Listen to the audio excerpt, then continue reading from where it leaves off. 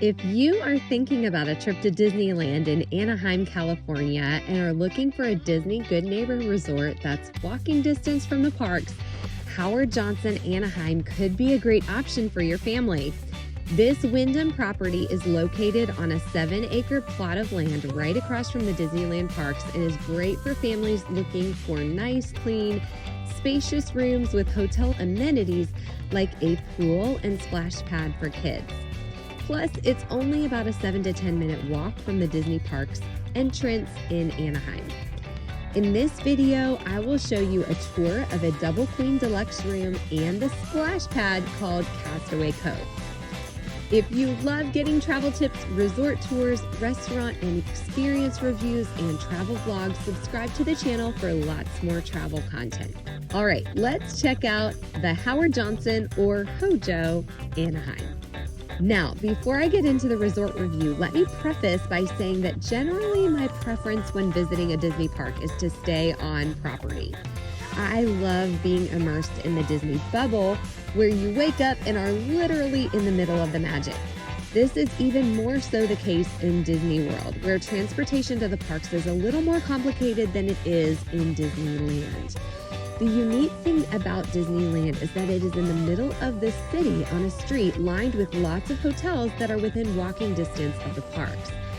That means you don't have to drive to a park or get some sort of transportation, park a car, and get in. You can literally walk to the parks from lots of different hotels close by. This is not the case in Disney World, so it's more feasible to me to stay off property in Disneyland than it is in Disney World.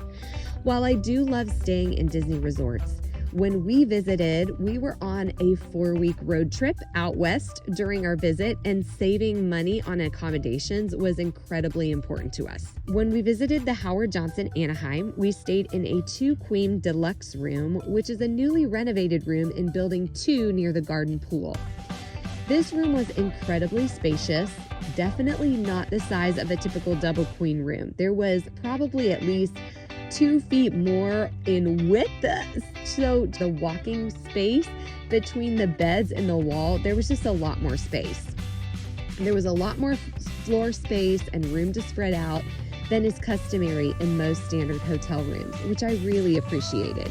There's nothing like cramming a 4-person or more family into a tiny hotel room for several nights, especially if you're on a 4-week road trip like we were. Extra space is always appreciated. I loved the retro modern feel of the rooms, the bright colors, and the Mickey artwork on the walls was a cute touch. Every room in that facility is non-smoking and contains the following: a flat screen TV, mini refrigerator, microwave, coffee maker, laptop-sized safe, iron, and hairdryer. There are a variety of room types, including nostalgic 60s retro-inspired suites. Some rooms even have bunk beds, which is a great space-saving way to fit the fam comfortably into the sleeping space. A few selling points for my family on our trip to Anaheim were the close proximity to Disneyland, which was why we were there in the first place. It takes about 7 to 10 minutes to walk from the Hojo to the entrance to Disneyland and California Adventure. The location is also very close to lots of eating options, including Panera, McDonald's, and other fast food locations. Another perk for us during our trip was the promo they were offering at the time, which was a great deal for us, so it's definitely something you can check out and check for different options during your visit. We loved the newly renovated rooms, which we were able to stay in during our visit, and that made the stay a lot nicer. I'm not a huge fan of, I don't really know how many people are actually a fan of staying in outdated rooms, so when they're newly renovated, it is very nice. And our kids loved playing and cooling off in Castaway Cove, which is the splash pad at the Hojo Hotel. Speaking of that, let me show you Castaway Cove. The kids' water play area is somewhat compact, but it has a decent amount of chairs and loungers around the edges of the splash pad for people to sit, while the kids splash around in the kiddie pool on the pirate ship with water cannons, sliding down several water slides, or getting drenched with the 200-gallon drench bucket. Adults can enjoy the relaxing hot tub or lounging in the sun on the lounge chairs along the perimeter. When we were there, we had to sign up for a time to use Castaway Cove, But at the time of recording this video, reservations to use Castaway Cove are no longer required, but it is still limited capacity. So you have to go and just make sure there's room for you when you're there. Some other pieces of info that are good to know when you're planning your trip to the Hojo Anaheim are that there are no resort fees, but there is a parking fee, which is a $25 per night fee plus tax. That is the current price at the time of this video, but this is obviously subject to change. Also, there is no on-site restaurant, but there is a market where you can pick up snacks and drinks. There are laundry facilities, a gift shop, and dry cleaning services as well. The front desk is open 24/7 and they offer daily housekeeping. We were overall very pleased with our stay here. The proximity and convenience of the location was the biggest perk, but we also loved that there was a fun splash pad play area for the kids on our resort day. During that resort day where we didn't go to the parks, we did a special character breakfast at the Grand Californian in Disneyland.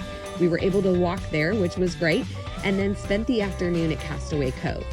While somewhat small, the water park area is a great feature for families and occupied us for several hours. Now let's talk about a few downsides to staying at the Howard Johnson. One major downside for us is that the property isn't that big. So you're not really going to have much else to do on site than go to your room or go to the pool or Castaway Cove. The landscape around the hotel make it feel a little more like a resort, but it is still more like a hotel complex. Also, the parking lot had some very precarious parking situations that were interesting when we first got there. Now, it's not like that all over the resort, although because it's a small property, the parking is a little bit limited and it's around the perimeter of the property. But when we were there to check in, there were these big posts that stand up. I guess they're there to warn you that there's a curb, but if you can't see them out of your back windshield, it's not really helpful. And we actually ran into them with the side of our car. So this was not a fun way to start off our trip, as we damaged the door on the side of our car as soon as we parked to check in the hotel.